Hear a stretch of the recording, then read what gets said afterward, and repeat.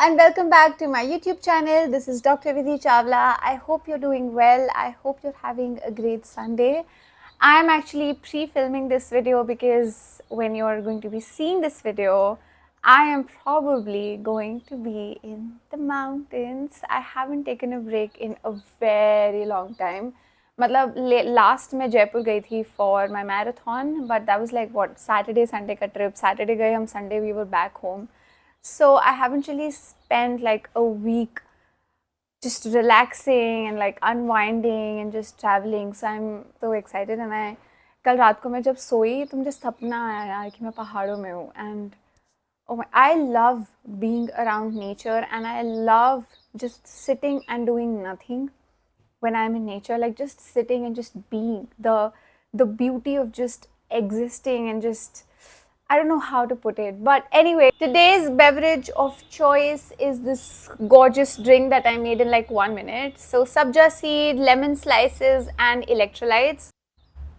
I would request you to grab a beverage of your choice. By now, I think we know that I love water. I don't drink milk, I don't drink tea, I don't drink coffee. I love my water. और मैं infused water बहुत बनाती हूँ, plain water बहुत पीती हूँ, electrolytes बहुत डालती हूँ, stuff like that. Like I love water. Water is my drink of choice. So by the title of today's video, you must have guessed that today we're talking about emotional eating. I will just go ahead and say this, that I have relied on food for emotional comfort. Not once, not twice, not thrice. I have been relying on food for comfort since I was in school. And at that time, I didn't really realize it, that that's what I was doing. So I have spoken about this in the previous videos, but my home life has been a little stressful for me ever since I was a kid. I have been subjected to criticism and I always felt that nobody understood me. I'm 30 and I still feel that nobody understands me. I think I was in 8th standard when I discovered emotional eating. I used to get a packet of chips, 20 rupees का जो Lay's वाला packet होता है, because pocket money उतनी ही मिलती थी. और एक 10 rupees की मैं मैगी लाती थी. And I used to eat that every day. At that time, I didn't know that that was me relying on food to manage the overwhelming emotions that I was feeling as a kid. I had no awareness about those feelings. I had no idea how do I manage these feelings. Basically, I knew nothing. I feel that it was just, it was just my body's wisdom guiding me. So when I was in a very stressful environment, I did rely on food for emotional comfort. And when I went to college, I wasn't relying on food for comfort, but I had built that habit of eating processed food, like eating a lot of processed food. I had built that habit. Everything in your life is habit. 70 to 80% of your week life is habit. And when you do something on a daily basis, you become better at it. And after a while, you don't have to think about those things consciously, like brushing your teeth. You don't think twice about brushing your teeth. Similarly, what started as emotional eating and relying on food for comfort, and especially processed food, which I will talk about, why specifically do we crave for processed food? Why do we never crave for like a salad or like a glass of juice or something like that when we are stressed? Why do we always rely on highly processed food like ice creams and chocolates and Maggi and chips and burgers and pizzas and fries? Why do we rely on all these foods? I'm going to talk about this. So fast forward to 2018 when I came back to my home after completing my graduation. Similar things started happening. I felt like ordering more food and I felt like eating more chips, and I basically crave salty foods. Now this depends from person to person. Some people crave salty foods and some people crave sweets. I personally crave salty foods. I don't really have a craving for sweet foods that much. Eating processed foods was helping me in regulating my nervous system. When your nervous system gets overwhelmed, you need something to calm it down, and food feels like a good choice. कितनी बार ऐसा होता है यार, when your day is crap, when someone has said something to you and you're really upset, or you just don't feel great, you feel that आज मैं कुछ खाने का ऑर्डर कर लेती हूँ because और कहीं से तो खुशी मिल नहीं रही है, why not get it from food, and that is such a normal feeling to have, but we don't have the awareness of it. And I think being aware is the first step of making any kind of change. Oh man, I'm so dehydrated. So something that I realized is that emotional eating is my body's wisdom of managing stress and managing overwhelm. Now, that being said, I'm not saying that emotional eating is the right thing to do. For that matter, I'm not even saying that it's the wrong thing. I'm not saying that it's right or wrong. What I'm trying to say is that having an awareness about this is important, but the next step is how do you deal with emotional eating? Because I feel most of us do this consciously or unconsciously. Not everyone indulges in food to numb their emotions. Everyone has different coping strategies and different coping mechanisms. I think it's important to address it, especially if you have any health based goals for yourself. कई बार हम ना सोचते हैं कि एक diet plan follow कर लेते हैं, but I feel that following a diet plan is not enough. You can follow a diet plan for X number of weeks or for X number of months or for that matter for X number of years. But what happens after that? If you have not addressed the root issue, तो superficial level पे काम करके क्या फायदा है? Things like emotional eating are on the root level. And if you want to see long-term results, you need to address what's at the root.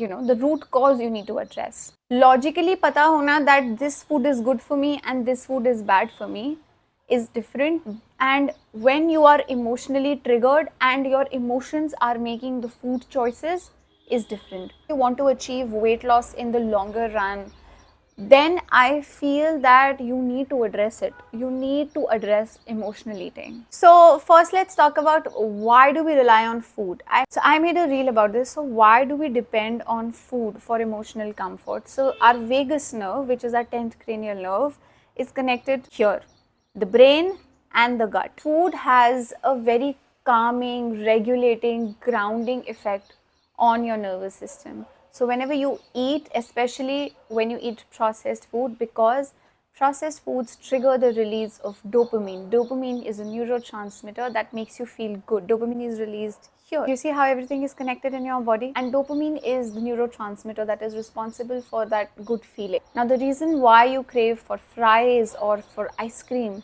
when you're stressed and not for salad is because processed foods are high in salt, sugar, and fat. Salt, sugar, and fat is responsible for the release of dopamine. I feel that emotional eating is our body's wisdom in action. Whenever your nervous system registers a threat in the environment, now it could be an objective stress or it could be a vestige from your past trauma, you turn your attention towards your coping mechanism. And for a lot of people, including me, it is food.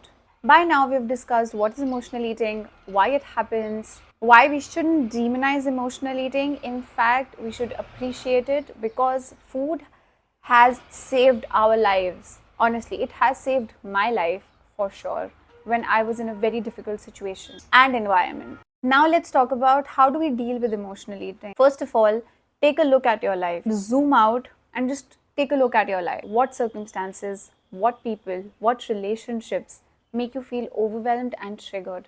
Once you have the realization of that, second thing to think about is what can you do when you come in close contact with that person, in that relationship, or in that situation. When it comes to people, just know that you don't have to give your everything to that one person who is triggering you, who is making you feel anxious, and who is making you feel overwhelmed and out of control. And your nervous system goes into that fight and flight mode where it feels the need to depend on food to numb those emotions. You are in charge of your life and you decide how much of yourself you give to other people. I have given all of myself to people I've loved, and that just made me feel empty because nobody else was giving me their bit, if that makes sense. Like I was giving everything that I had and I wasn't getting even half of it back. So what I did is I created healthy boundaries. When you create healthy boundaries, you protect yourself, you protect your energy.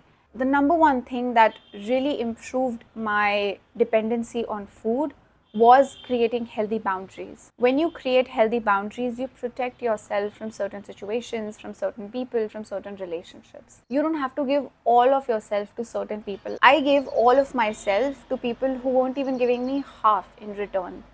And that just made me feel empty. And I always felt that I was giving and giving and what I was getting back was just toxicity straight up. I had understood how much of my energy or mental space I have to give to the situation, or for that matter, to this person. Another thing that really helped me was hitting pause. Whenever I felt triggered or overwhelmed in a situation or because of someone, and I could see myself reaching out for a packet of chips or ordering something online, I told myself to just hit pause and feel what I was feeling. And once I came close and personal to that feeling, I didn't really feel the need to depend on food. I felt like protecting myself from that person or from that situation. Unconsciously ही सही, हमने ये चीज़, at least मैंने ये चीज़ बहुत पहले सीख ली थी कि food is going to help me numb my emotions, and it did help with that. But when you stop doing that, when you stop numbing your emotions with food, and when you actually let your true emotions show up, you realize that you were right all along and your body was giving you these signs and signals that you weren't picking. These signs and signals you were suppressing through food. So that was the second thing that really helped. Third was finding different ways of addressing psycho-emotional agitation. Number one was physical activity. Exercising helps me in releasing a lot of negative energy and gives me clarity of thought. And whenever I exercise, I experience this. I mean, I have never felt bad after a workout. Unless I'm exhausted and overworked, then I probably should rest, and then I do rest. But other than that, I always feel good after a workout. Second was therapy. I have talked about my issues in therapy. I am a very self-aware person. तो मुझे पता चल रहा था कि कुछ सही नहीं है और ये हो रहा है और ऐसे हो रहा है. But I was not able to get out of that cycle. That's where the professional comes in. Therapy helped me in understanding my childhood traumas, and it helped me in understanding how my childhood traumas are surfacing up in my adult life and how they can have an impact in my future life. So when I started understanding the issues, I was able to address my emotional eating better. And third was creating a better environment for myself, honestly. Now, I mentioned this in my last video, or last to last video, I guess, that sometimes you cannot change your physical environment, but you can change your personal environment, and you need to use internet and Instagram and YouTube for your benefit. And that's exactly what I did. I couldn't change my physical environment, but I could change my virtual environment. I started watching people who motivated me, who were driven, who were doing good in life, who gave out all the positive energies, and it really helped me. I'm going to add more water to this and finish this, but we are done with today's episode. I hope that you learned something new. I hope that you enjoyed watching this video. I hope that nutrition therapy series is helping you in some way. The main reason why I started creating content was to help people, because I know that it is impossible to reach people, if I'm sitting in my clinic. Like, I can't reach a lot of people if I'm sitting in my clinic, but I can reach a lot of people when I post something online. So I really hope that this helps you, and I hope that you're doing good physically, mentally, emotionally, and spiritually. And yeah, that's pretty much it. Thank you for tuning in. Thank you for spending your internet currency on my content. I really appreciate it. I'm forever grateful. Please subscribe if you haven't already. Follow me on Instagram, and I will see you in my next video. Is the mic on? I'm so scared now. I keep checking my mic. बार बार मैं देख रही हूँ कि mic on है because मेरे साथ एक बहुत गंदा experience हो चुका है एक video का.